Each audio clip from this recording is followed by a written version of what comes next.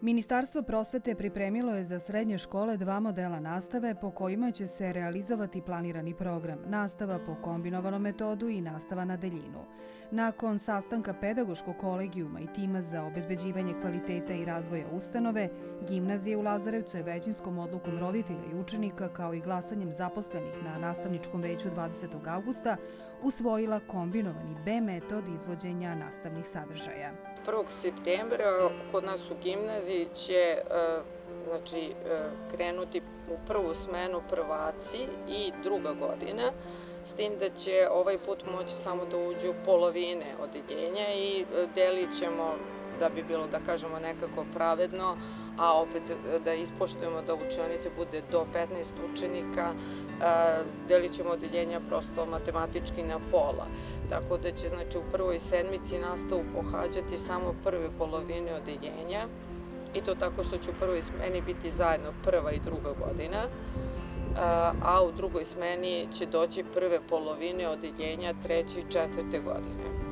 Onda sledeće sedmice će ostati takve smene u smislu da će u prvoj i dalje biti prva i druga godina, s tim da dolaze one druge polovine odeljenja koje su bile online, pratile nastavu u prvoj sedmici, a u drugoj smeni dolazi opet treća i četvrta godina, onaj, da kažemo, ostatak odeljenja, to je ona druga polovina iz tih odeljenja. Svi ostali koji nisu tog dana u školi ili te sedmice prate online nastavu.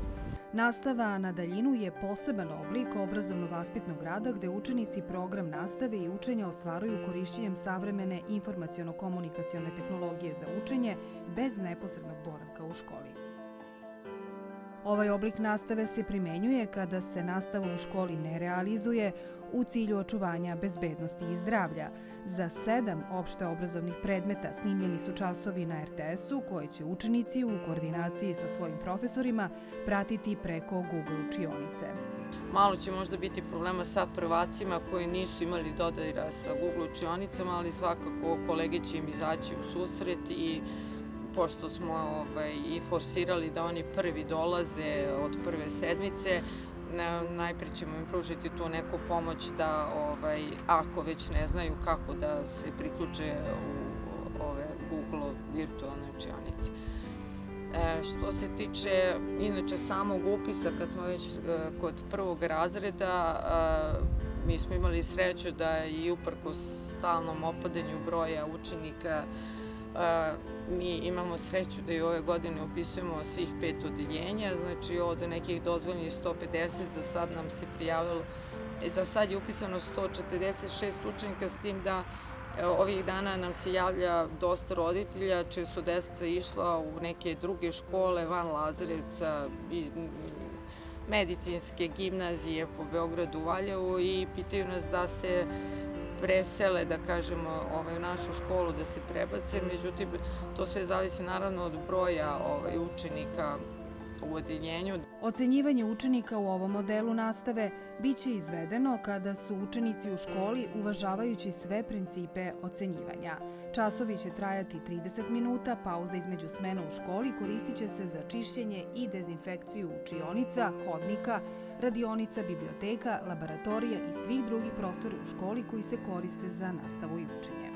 Prvo što smo, da kažemo, podesili po školskim toaletima, smo stavili sušače za ruke, u sve učionice smo postavili antibakterijske tečne sapune, naravno postavili smo i dezobarijere na ulazu u školu, sad smo poručivali ogromne količine, da kažemo, maski i vizira za zaposlene. Pridržavat ćemo se toga, naravno, da učenici moraju doći, da ih bude prvo do 15 u odeljenju, dalje da dolaze sa maskama, ne samo radi sebe, nego i zbog ostalih učenika, jer mi u školi imamo i učenika koji su hronični bolesnici, moramo misliti na sve oko sebe. Dalje, što se tiče, da kažemo, te situacije, ako se naravno pogorša, mi ne znamo ni do 1. septembra kako će dalje situacija ići, mi smo spremni da pređemo, ako se, da kažemo, pogorša je ta zdravstvena situacija da pređemo na online nastavu skroz onako kako smo i radili celo drugo polugodište, skoro celo. Tako da, eto, pratit ćemo, ali bih zamolila zaista učenike da se pridržavaju tih nekih mera koje će biti istaknute i na sajtu škole i bit će im opet, bit će informisani prvog dana kada krenu u školu. Razredne starešine će imati posebne časove odeljenskih zajednica tog prvog dana gde će jedna od glavnih tema svakako biti pandemija COVID. Što se tiče učenika prvog razreda, da, to moram da napomenemo ovako, sve informacije koje se samo njih tiču, kao i spiskovi odeljenja, bit će objavljeni petak 28. avgusta, bit će i na ulazu u školu, na sajtu, Facebook i Instagram stranici škole. Takođe, informacije o roditeljskim sastancima koje moramo po upustu iz ministarstva održati 38. avgusta. Biće takođe zbog ove situacije malo drugačije, da kažem, organizovana, tako da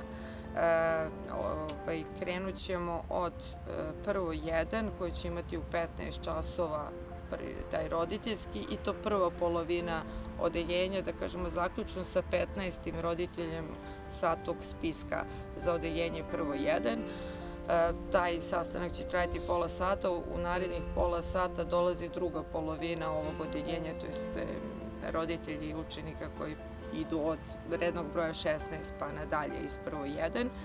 Po istom principu i rasporedu, prema rečima direktorke Jasne Marković, održat će se roditeljski sastanci za preostala odeljenja prvih razreda srednje škole, a sve neophodne informacije zainteresovani mogu pronaći na sajtu gimnazije počev od 28. avgusta tekuće godine.